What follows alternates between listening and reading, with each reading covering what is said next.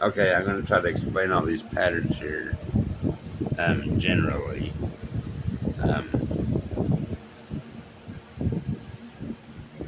uh, these numbers occur, these numbers I get from starting with 9, 8, 7, 6, 5, 4, 3, 2, 1, and then I multiply 2 times, 3 times, 4 times, 5 times on down the line. So 9 times 1 is 9, 9 times 2 is 18, but I reduce that to a 1 and an 8 equals 9. Um, 9 times 3 is 27. I reduce that to 7 and 2 is 9. In fact, all these are 9s. So 8 times 1 is 8. 8 times 2 is 8 times 2 is 16, and the 1 plus 6 is 7. 8 times 3 is 24, and the 2 and the 4 equals 6. 8 times 5 is 32, or 8 times 4 is 32, and 3 and 2 together is 5, and you see how it generates all these numbers. 7 right here, 7 times 1 is 7.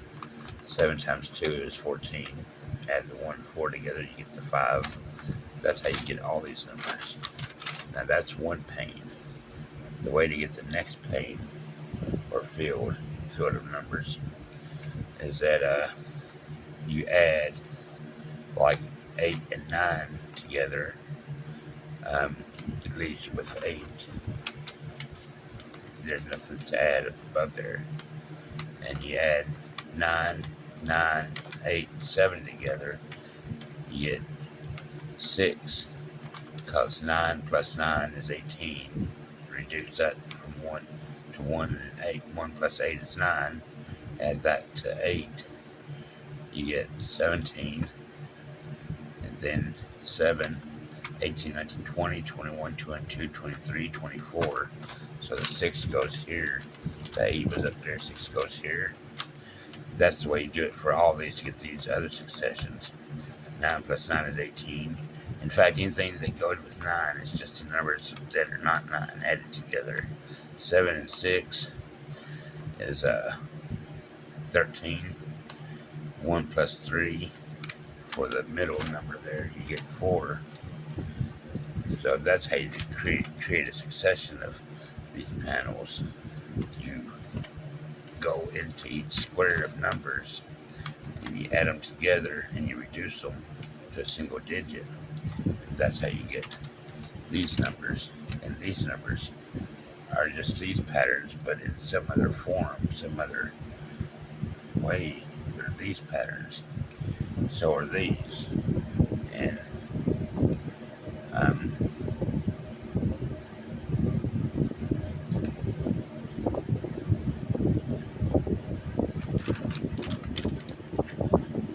and you get these patterns.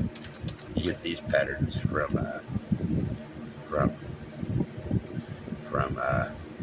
this previous pattern, and all these patterns are have some significance because all they are is the first patterns, but they're put together in different ways. And you see the 9s themselves floating up and having 9s in these cells here. Anywhere that there's a 9. So that's the math, the addition part of it. You just find the square of numbers, you add them together, reduce them to a single number. You reduce them to a single number, and that number goes over here. That's how you get a succession of these fields. Now for the multiplication part, and these numbers stay in this field. They don't go to these or anywhere backwards. They stay in the field they're in. 9 times 9 times 8 times 7. I forgot what that is, but when you numerologically reduce it, or reduce all the digits of that resulting sum or product to a single number, it'll be 9 here. And same thing with 7. 8 times 7 times 7 times 5. You find the number of that single product, and you add those digits together to get a single digit, and that'll be 7. And that's how you get all these other 9s here. It's 7 patterns. And over here, you get all the 9s here. You get these 1 patterns. And then right here, you add all these together. You get 9s everywhere except for the. Oh no, you don't go there. You go here. You get the 4 patterns. 9s everywhere else except for here. You get the 4 patterns. And then right here you get the 7 patterns. Then up here you get the 1 patterns. Then the 4 patterns again. 7 patterns. 1 patterns. The rest are 9s.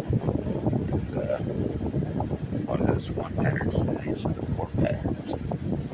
So this is all significant. You can build up these fields of 9s. I call them fields of 9s because they're dominated by the 9s that make up the overall pattern, and the small 9s that make up the multiplication side of things, with the 7s and 1s and 4s being shifted 3, 6, 9.